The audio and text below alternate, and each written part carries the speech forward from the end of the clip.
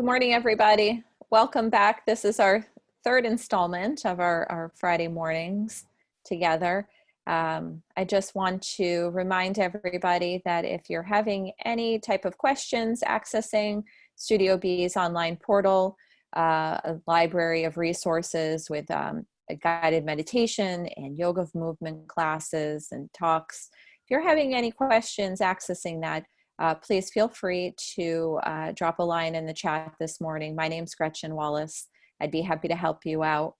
But please go in there because we do update the library quite frequently. In fact, all of the classes that we're meeting online for are recorded and in there if you want to access them for future reference. And again, please use me if you need any questions or need help with anything. And I'm going to hand it over to Sarah Jane this morning. Enjoy. Thank you, Gretchen. And as we're getting started here, if you would like to drop in your name and where you are located in the world, I would love to see that. And it's just a way to acknowledge this privilege we have to gather in this way. Unbelievable. So, and if you are in the States or Canada or Australia or New Zealand, then if you know the name of the land or the peoples who stewarded the land prior to colonization, you can drop that in too. Well, thank you so much for joining in today. I'm seeing some familiar faces, which is really fun. I appreciate you being here.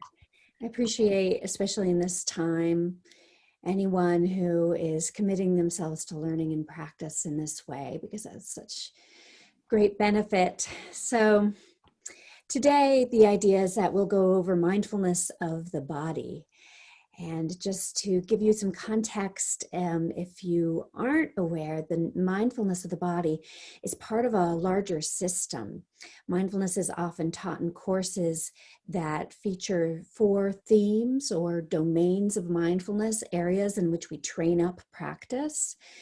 This is based on very ancient Buddhist mindfulness training, but secular programs such as Studio B's are usually 6 to 8 weeks long and focus on each of these 4 areas. Mindfulness of the body is the first area, the most important, I would say, because everything starts there and the other areas can be perceived there. So mindfulness of the body is first. Second is mindfulness of feeling tones or feelings. So that's sort of like the affective tone of a moment. So you can be mindful of whether a moment for you is arriving or sort of landing as pleasant or unpleasant or neutral. That's a whole area of mindfulness, believe it or not. The third domain or foundation of mindfulness is the mind itself, which is so cool. You can be mindful of the mind. As you probably already know, you've probably been practicing it to some degree at least. That is being mindful of our thoughts and our emotions, activities of the mind, what the mind produces. It's a tricky area, right? Because to be mindful of thinking requires that you not get entangled with the thoughts and the content and sort of go down the road with it. And instead just to know that a thought is arising and it's there and it goes away. Maybe it's projection. I find that to be the hardest kind of mindfulness. And the fourth foundation, just to again build out this context for you where we are, the fourth foundation of mindfulness is mindfulness of phenomena. So this is any concept or idea or thing in reality. So it's really everything else, right? So the fourth foundation of mindfulness is mindfulness of anything and everything. So, I mean, here I said that we have these 4 areas where we train up, but really the fourth area is everything. So we train up in everything. It's a little bit silly or ironic or something.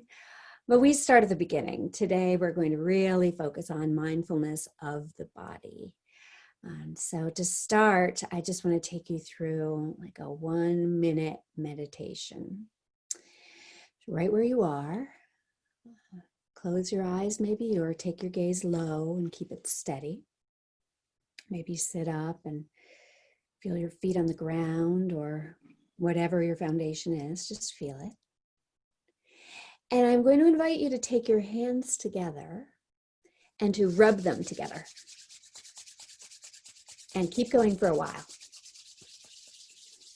Maybe in a circular pattern. So we're trying to warm up the hands, create energy, some heat here.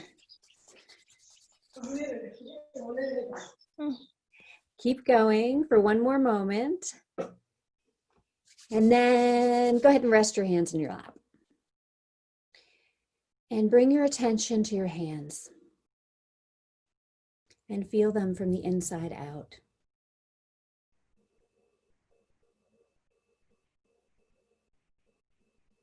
In touch with that sense of liveliness, aliveness.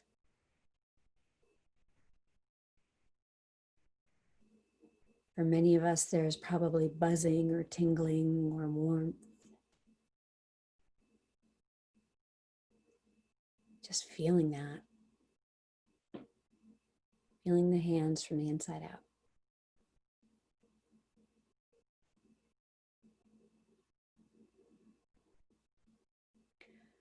Okay, and now we have not jumped around or moved our body, but is it possible to bring the kind of awareness and attention you have in your hands right now into the body as a whole? Feel it from the inside out.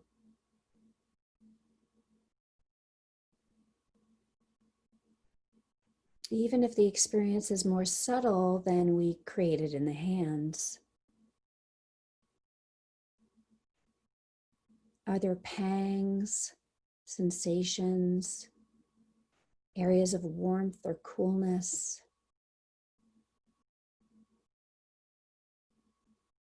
A sense of circulation? Breath coming in and out?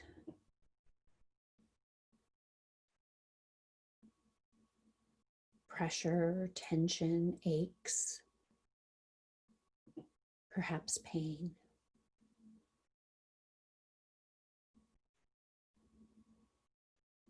Also areas of ease.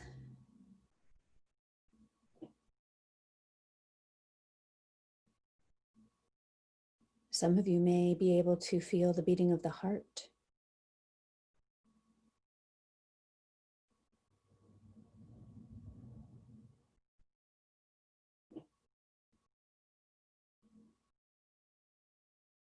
Just a few more moments. Mindfulness of the body. Just noticing as sensations arise here and there, now and then. They diminish or dissipate, are replaced or evolve.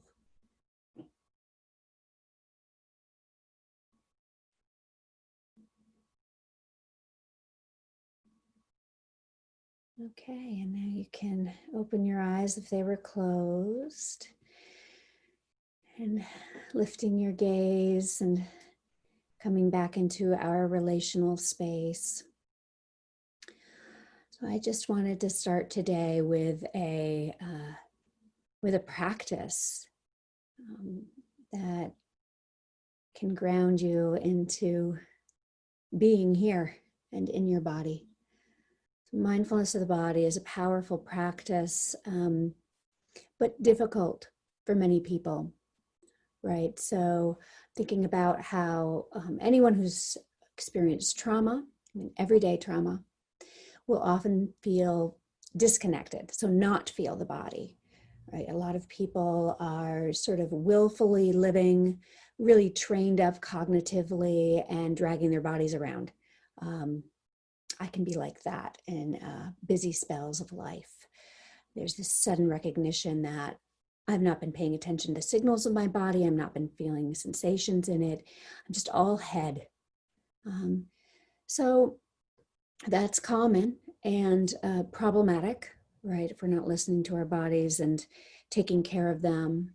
And so there's this way in which mindfulness of the body is an encouragement to be here now, to live from a sense of center, can help establish a sense of self and create resilience if it's used a lot, particularly if we have trauma that we need to heal. So there's a lot that can be done with mindfulness of the body, of course. And we're not going to get into all of that today because I do want to have a nice long practice together. And I want to hear how the practice goes for you. But before we do, I'd love to hear how that 2-3 minute practice we just did landed for you. Is it something you're familiar with? Do you feel a deep connection to the body? Were you aware of it in a new way? Anything you have to offer, I would love to hear your voices contribute to this conversation.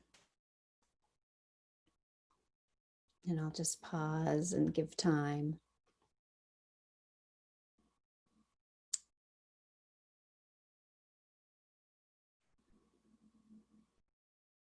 I'm curious if anyone was able to tap into a sense of how, at the same time, the body can feel both good and not so great.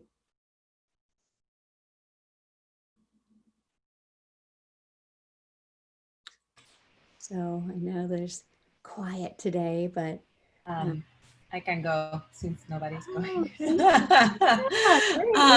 Thanks. I was feeling, I'm feeling really tired because like I'm moving houses and it's like, I could feel it in my body. It's also incredibly hot in Seville. So even though I have a fan, you know, like attached to my face almost, it was very, very hot, but I could feel like the heat of the hands. I could feel like the beating of my heart in the back of my neck, possibly because of all the moving that I'm doing. But it helped me to like just, you know, calm down for a bit. And it's been a long day so far. So yeah. Oh yeah, you're further along in your day than I am. Yeah. Wow. Thank you so much. Yeah. Yeah, there's this way. It's immediately calming for some people. I'm glad you had that experience. Yeah.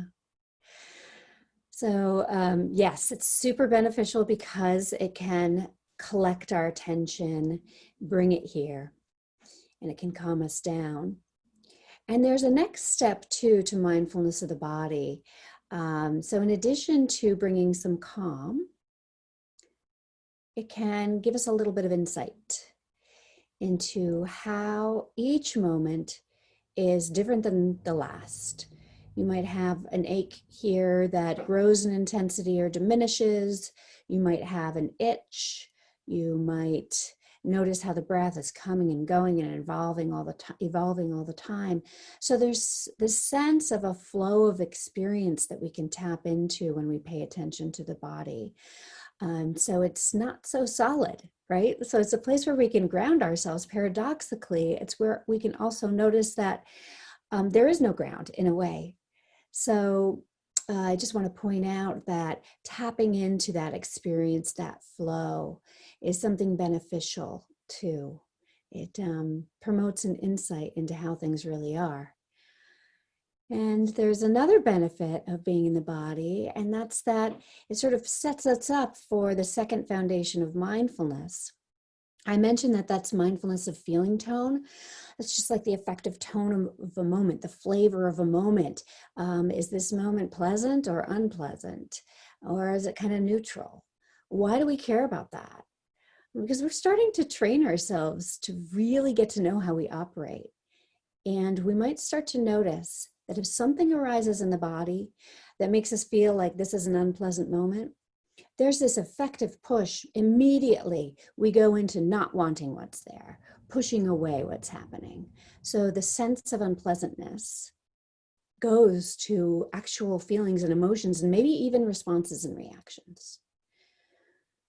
So, on the other hand, something arises in the body, maybe we feel good about it, maybe we're kind of proud of the way we're sitting, we've achieved full lotus, or maybe there's some warmth or something that just occurs to us as pleasant. So we're in the body, first foundation. We notice the tone of the moment, the second foundation. And what happens when we're kind of pleasantly feeling like, this is okay, this is good? Well, there's this effective push in our minds, which immediately goes to, let's keep this. This is good. I'm proud. We start to cling, to sort of collect around whatever it is we like. That's dangerous. It's dangerous to want to always push away or to pull towards things. So this is a much more complex teaching I'm pointing toward. But it's a way that we can use the body as a foundation to start to notice how we operate and how we are buffeted around left and right, up and down all the time. It points to an even stronger need to settle and maybe not let what we like and don't like and all that constant preferencing be the basis of who we think we are and how we feel and whether or not we're happy. So that was a little bit of a Dharma talk, we would say, right? So it's a peek behind the curtain why we practice these things. But let's get back to the practice. Let's do some mindfulness of the body together. So there are lots of ways to practice it, lots of methods. You've heard of body scans. Maybe some of you practice body scans. This is when we look at particular points in the body with our mindfulness and we scan downward or upward, and somebody's telling us what to pay attention to, the head, the face, the shoulders, the hands as we go. And you just feel all of those areas, the pleasantness, the unpleasantness. And so that's sort of like a formal way to practice mindfulness of the body. I prefer something more akin to what we did for a couple of minutes ago. And that is this more open invitation, this receptive field of just noticing whatever arises in the body, wherever it arises. So we're going to do that again. And I'm going to maybe tease in a little bit of the second foundation, noticing the tone of the moment as we're in the body. Okay. So thanks for joining me. Let's get practicing. So you can turn off your camera if you'd like, if it's on. And this will be more like a 5 to 10 minute practice. So start by maybe settling your gaze or closing your eyes altogether, whatever feels right for you. And make sure that your body is positioned in a way that gives you a sense of both ease, comfort, but also some wakefulness. Great. And just the way the body is resting on whatever is below it right now, drop your attention, your mind down into the body.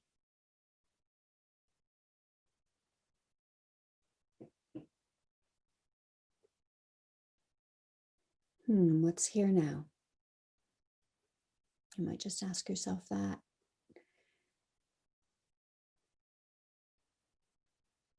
What's here now?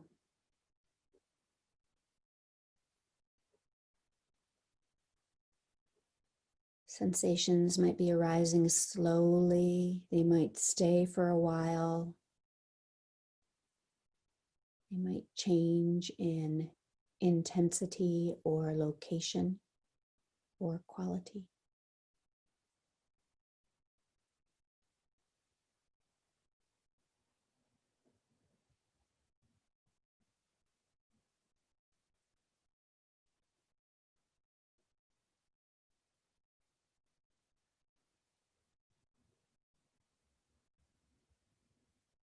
Sensations arising here and there, now and then.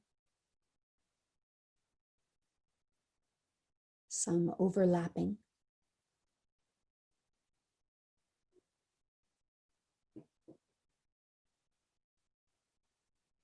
Sometimes there's one sensation that just dominates your experience.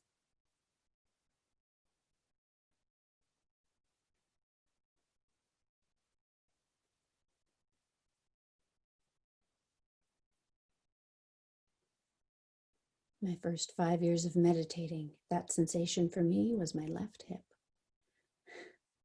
Pressure, tightness, heat. If you have a dominant sensation, whether it's pleasant or unpleasant, is it possible to at the same time notice more subtle aspects of physical experience? What else is here?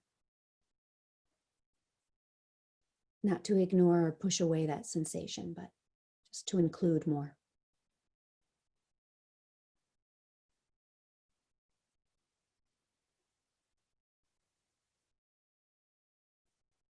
In a given moment, something arises and it occurs to you, it's pleasant. Maybe that's not a conscious thought.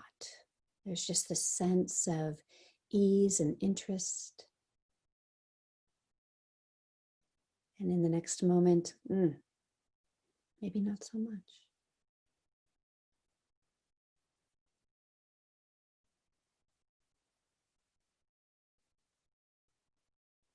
A moment can also be neither pleasant nor unpleasant.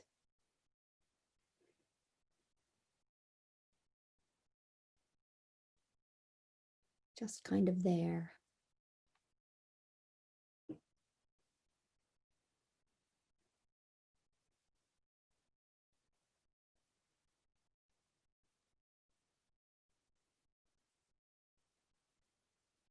A few more moments here in our bodies.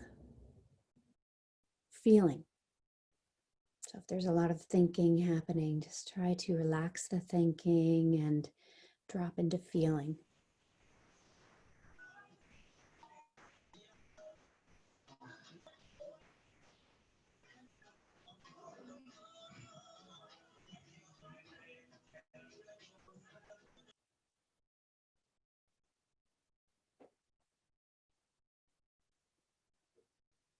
Feeling the body and knowing the tone of the moment.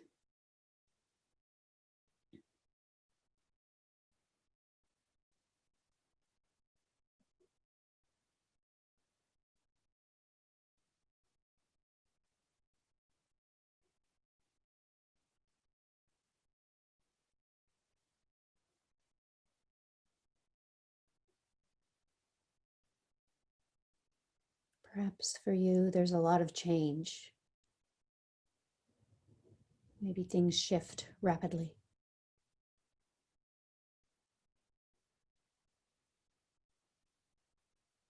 With this refined attention, noticing these subtle aspects of being, that can be the case.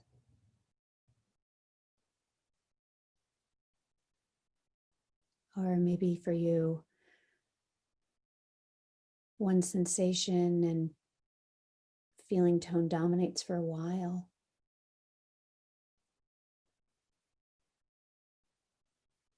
Before there's a shift.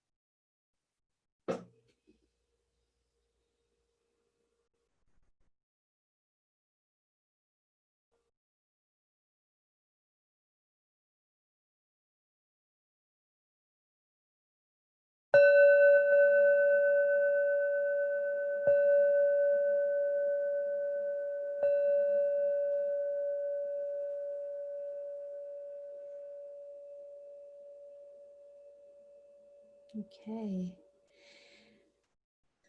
So maybe lifting your gaze again and taking in the objects and colors around you. So shifting your way of being and perhaps turning your video back on. Let's see if we can spend our last 5 minutes together remaining in the body, no matter what else we're doing. So we can be sort of seated here and operating from here. It usually lends a bit of a quieter pace to things when we do so. So, grounded in the body, let's talk. I'm curious how that was. whether experience flew by, whether you were able to tap into it at all, whether things were settled, whether it made sense at all to notice not only how the body felt and what was happening, but the tone of that. I welcome any comments or questions.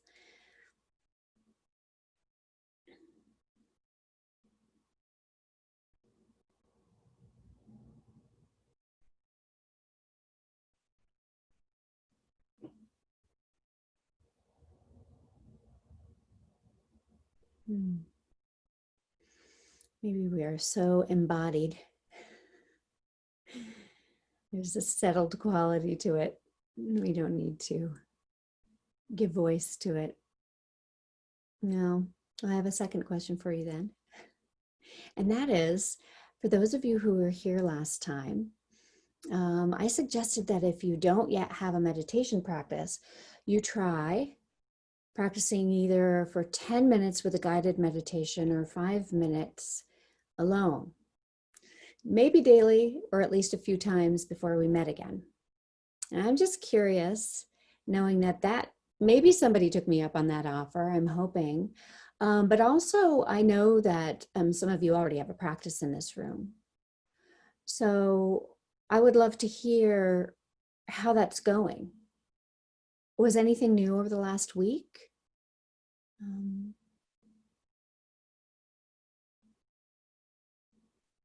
I tried the anchoring to a sound over the past week, and it was pretty interesting because there's been a lot of like lawn people coming and construction, and so just like choosing one of those was actually really helpful.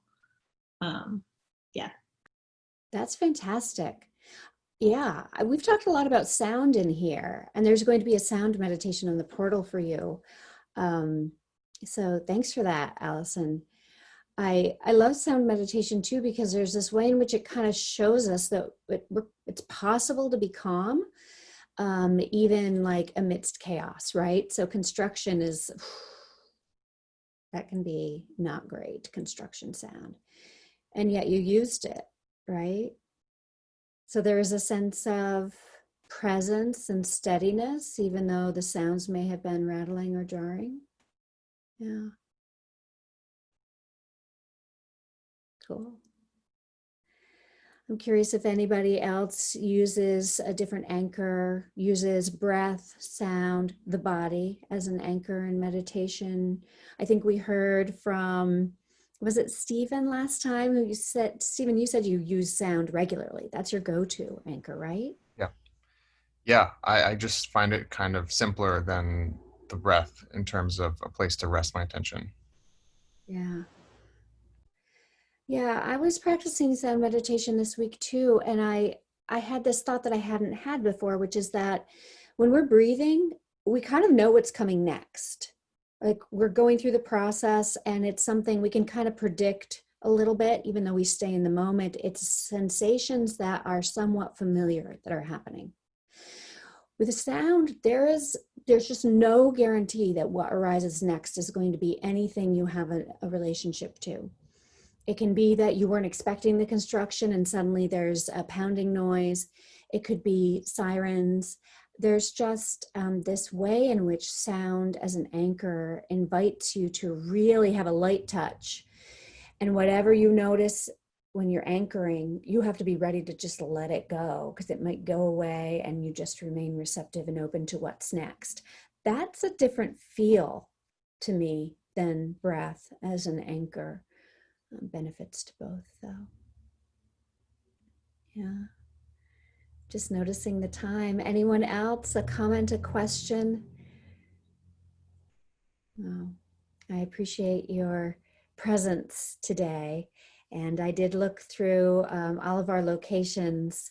It's a real privilege to gather with folks from so many different areas. Thanks for being here. And next week, we'll be doing just a little review of how you can use mindfulness in the moment. So little micro practices, we call them.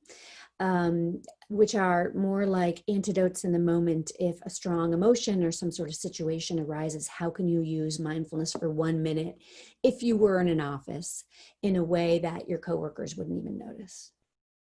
So we'll look at those. And I thank you for being here. And I hope you have a really nice day and a sense of groundedness and presence.